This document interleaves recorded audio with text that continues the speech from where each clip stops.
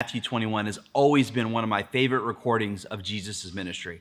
There's just something about the image of Jesus walking into the temple and flipping tables, money and goods flying all over the place, people scattering, afraid to what they must have thought was a madman on a rampage.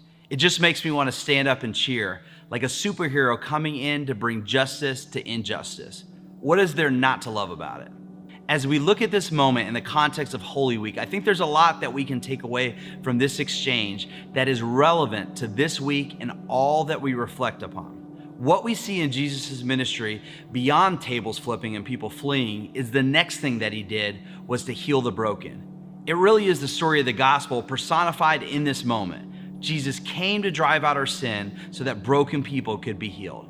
What a great promise that is just available today as it was back then.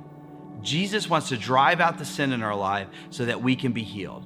Now, I know that sometimes we feel like quite the opposite, like Jesus would somehow run away from us because of all the things that we've done wrong, that somehow we've been disqualified from these promises.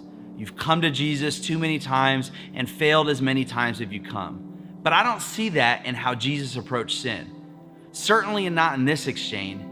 Jesus was not afraid to take on the sin that was occurring in the temple that day, and he's not afraid to take on the sin in your life today. 1 Corinthians 3:16 says, "Do you not know that you are a temple of God and that the Spirit of God dwells in you?" Jesus' death on the cross and resurrection was the ultimate cleansing of the temple within us, and Jesus is the same today as he was yesterday. In this season of celebration and reflection, what a great opportunity for us to go before the Lord and ask what tables might need to be flipping in your life.